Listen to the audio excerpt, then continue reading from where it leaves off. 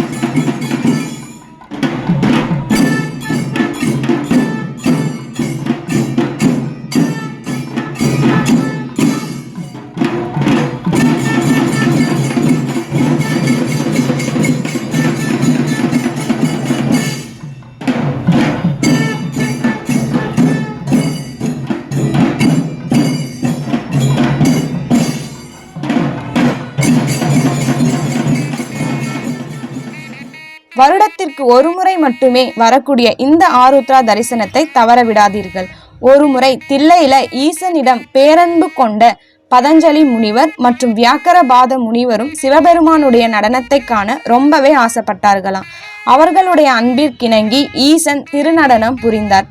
இந்த நிகழ்வை தான் நம்ம ஆருத்ரா தரிசனமாக இன்னும் கொண்டாடப்படுகிறோம். இதை கொண்டாடும் விதமாக சிவபெருமான் ஆனந்த தாண்டவம் ஆடிய சிதம்பரம் கனக சபையிலும், ஊர்த்துவ தாண்டம் ஆடிய திரு ஆலங்காடு ரத்தின சபையிலும், பாண்டிய மன்னனுக்காக இடக்கால் மாறி ஆடிய மதுரை திரு ஆலவாய் வெள்ளி சபையிலும், திருநெல்வேலியில் உள்ள தாமிர சபையிலும், குற்றாலத்தில் உள்ள சித்திர சபையிலும் இந்த நன்னாளில் ஆருத்ரா அபிஷேகம், ஆருத்ரா தரிசனம் ரொம்பவே சிறப்பான முறையில நடைபெறும். பெரும்பாலான சிவாலயங்கள்ல லிங்கமாக காட்சியளிக்கும் ஈசன் சில தலங்கள்ல மட்டும்தான் நடராஜராக காட்சியை தருகின்றார்.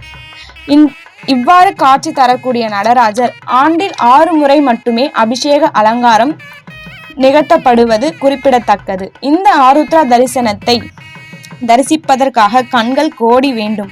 அப்படி அற்புதமாக இருக்கக்கூடிய இந்த காட்சியை காண பக்தர்கள் திரண்டு கோவிலுக்கு வருவார்கள். இதனை காணும் அனைவருக்கும் வாழ்வில் பிறவி பயனை அடைவார்கள். தெரியாமல் செய்த பாவங்கள் அனைத்தும் இங்கே மோட்சத்தை பெறுவார்கள் என்பதும் ஒரு நம்பிக்கை. மாதங்கள்ல மிக சிறப்பான மாதம் மார்கழி மாதம். அதே போன்ற 27 நட்சத்திரங்கள்ல திரு என்ற அடைமொழி பெற்ற நட்சத்திரம் திருவோணம் மற்றும் திருவாதிரை. திருவோணம் பெருமாளுடைய நட்சத்திரம், திருவாதிரை சிவபெருமானுடைய நட்சத்திரம். திருவாதிரையை வடமொழியில ஆருத்ரா என்றும் கூறுவார்கள். இந்த ஆருத்ரா தரிசனத்திற்கு ஒரு புராண கதையும் இருக்கு. பஞ்சபூதங்களின் இயக்கத்திற்கு ஆதாரமாக இருக்கும் சிவபெருமானை வேண்டி ஒரு முறை தாருகாவனத்தில் முனிவர்கள் ஒன்று கூடி முக்கண்ணனுக்கு எதிராக வேள்வி ஒன்றை நிகழ்த்தினார்கள். அதாவது அவர்களின் கோட்பாடின்படி கருமத்தை மட்டும் செய்தால் போதுமானது, கடவுள் என்பது கிடையாது என்பதுதான். அவர்களுக்கு பாடம் புகட்ட வேண்டி கைலைநாதன் பிச்சாடனார் ரூபம் எடுத்து பிச்சை கேட்டு முனிவரின் இல்லங்களுக்கு சென்றார். பிச்சாடனனை கண்ட முனி பத்தினிகள் அனைவரும் அவர் பின்னால் போக தொடங்கினார்கள். பிச்சையில் கண்ட முனிவர்கள் கோபம் கொண்டு வெகுண்டு எழுந்தார்கள். வேள்வி தீயினில் மதயானை, மான், உடுக்கை, முயலகன், தீப்பிழம்பு ஆகியவற்றை தருவித்து அனைத்தையும் சிவபெருமான் மேல் ஏவி விட்டார்கள். சர்வேச வானவர் மதயானையை கொன்று அதன் தோலை தரித்து கொண்டார். மான், உடுக்கை, அக்னி அனைத்தையும் தானே சுவகரித்து கொண்டார். முயலகனின் மேல் வலது காலை ஊன்றி இடது காலை தூக்கியபடி நடனம் ஆடி முனிவர்கள் உண்மையை அறிய செய்தனர். அதுவே ஆருத்ரா தரிசனம் என்று கூறப்படுகிறது. ஸ்ரீ நடராஜ பெருமாள் 108 நடனங்களை ஆடியிருக்கின்றார். அவர் தனியாக ஆடியது 48, உமாதேவியுடன் சேர்ந்து ஆடியது 36, தேவர்களுக்காக ஆடியது 12, திருமாலுடன் ஆடியது 9, முருகனுடன் ஆடியது 3 என்ற எண்ணிக்கையில் நடனமானது நிகழ்ந்திருக்கின்றது. ஆனி மாதத்துல திருமஞ்சனமும் மார்கழி மாதத்துல ஆருத்ரா தரிசனமும் கொண்டாடப்படும். இந்த நன்னாள்ல பெண்கள் விரதம் இருந்து சிவபெருமானை வழிபட்டால் சுமங்கலி பாக்கியமானது அதிகரிக்கும்.